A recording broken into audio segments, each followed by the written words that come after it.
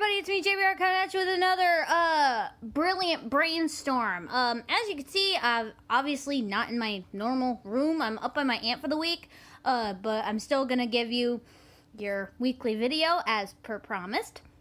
So, today I've got a bit of a brainstorm, for you. I think it's a bit interesting. Again, it's one of those things that's like, I don't know if this theory already exists in the internet, but it's something I started randomly thinking about the other day.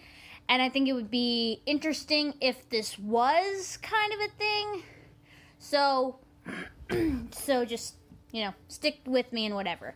So, today I'm talking about a popular video game in the media that's been slowly getting more popular. It's known as Bendy and the Ink Machine. Now, I'm not talking about the game in itself. I'm going to be talking about somewhat of a concept for Bendy and the Ink Machine. I have not played it, but I've seen people play it, and it looks really, really fun. But I'm starting to see a certain, look to it that I think would be interesting if you connected it to something that I grew up as a child.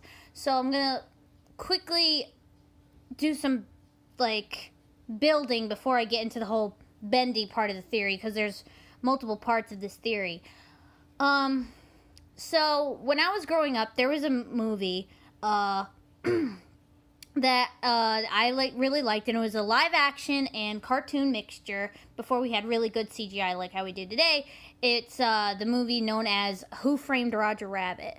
Now, if you have not seen the movie Who Framed Roger Rabbit, basically all you need to know is, humans and cartoons somewhat live in the same universe. Cartoons come to life, and they live everyday lives. They live to, entertain, and they live to make people laugh and, bring joy to people, as you would in television.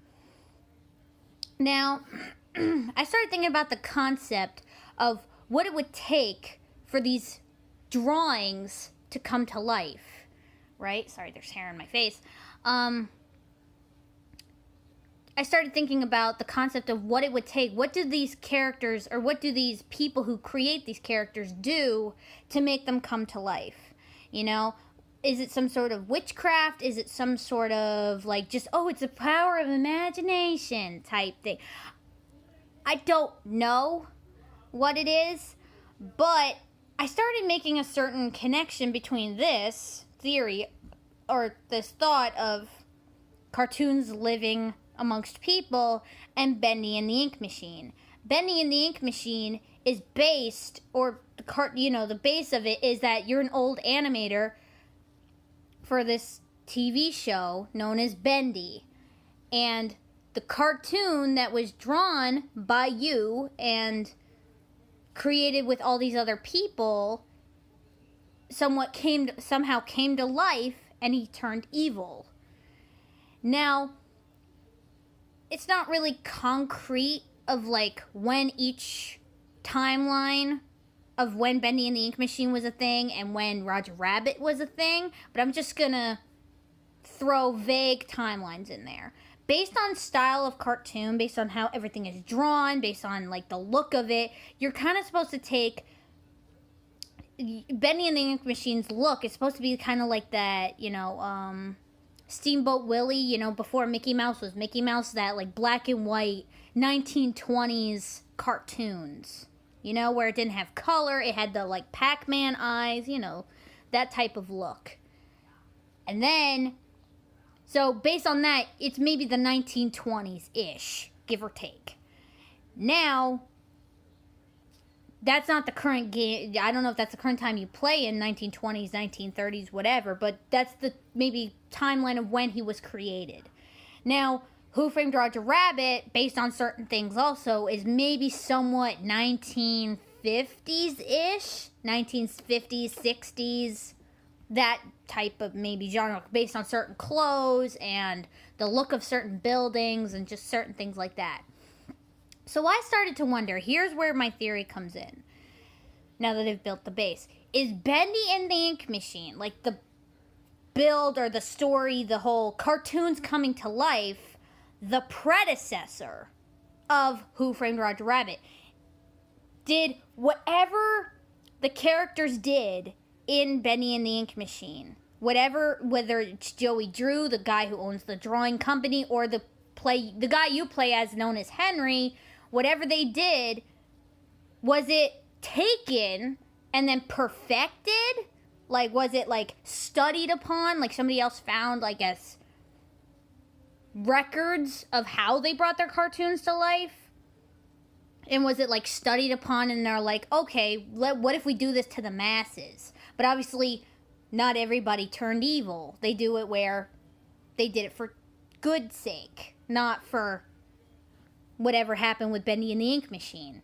So is it possible that Bendy and the Ink Machine, based on look and style, and it's actually ink-drawn cartoons, which it was back in the day, is it possible that that's like the precursor or the predecessor, the prequel, if you will, to certain movies like Who Framed Roger Rabbit? Because they both have a certain thing, a certain aesthetic of cartoons coming to life and living amongst, or not living amongst people, but like somewhat trying to coincide. Yes, Bendy and the Ink Machine, you're fighting against them, but if somebody took the idea of Joey Drew or whoever and studied it and perfected it and made it where it was positive, and then they started bringing all the classic cartoons to life that we all know today, is it possible, that you get what I'm picking up here? Or like, I just started thinking about this the other day because I think Bendy and the Ink Machine looks like a lot of fun of a game. I'm probably going to play it if it ever comes out to my system. And I grew up watching the movie Who Framed Roger Rabbit, but I just think it'd be a fun idea because here's the thing that I think makes the theory, or my thoughts on the theory, a bit more like concrete or based on timeline that you could see. Bendy and the Ink Machine, when they're alive and how they look, they're all ink. They're black and white, which is how it was in the 1920s or however it is in the game. But obviously, if somebody took this and perfected it over the years, obviously technology changes. Now back in the 50s, 60s, 70s, 80s, keep going. Eventually, we got to what we know as Technicolor, which is cartoons that were, yes, in color. It was just called Technicolor because technology plus color, whatever, moving on. Eventually, black and white fell out of fashion. And they started drawing with colored pens and paper and, whatever.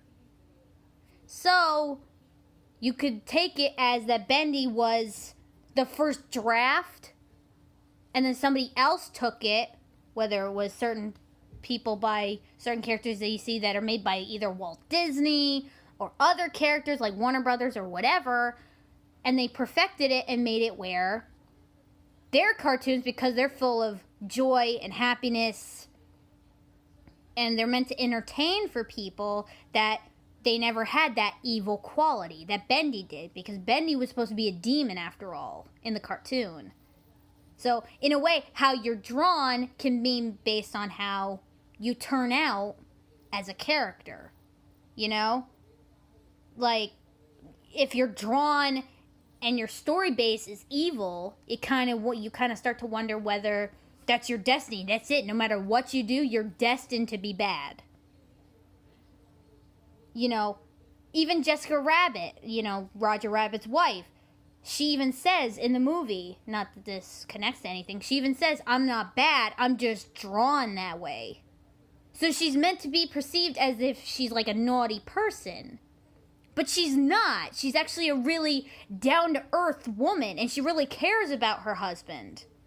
But obviously, because of the way she's drawn, people just make the judgment, oh yeah, she's bad news. So you gotta wonder if that's what happened with Bendy, that he just fell into his own despair, or he fell into his own destiny by just thinking, you know what, I'm bad, and that's just how it is.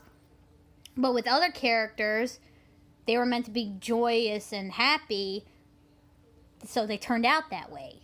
Nobody was really drawn negative that bad, at least in comparison, I guess. So I'm just making the theory, or I want to know what you guys, if you've either played Bendy in the Ink Machine, or if you've seen other theories. Obviously, yes, Pat, Game Theory has made his own stuff, and I'm not denying him. I'm just saying maybe he should touch on my theory. Pat, if you want to give me a shout out, I'd be, glad to hear one. But, that's just pretty much it. I just want to give my I think it's a very fun theory if it is a thing, that Bendy and the Ink Machine is the predecessor, or the where everything started and then it was picked up and then used in something like Roger Rabbit, But, again, that's just my thought, and let me know what you guys think of the theory down in the comments. I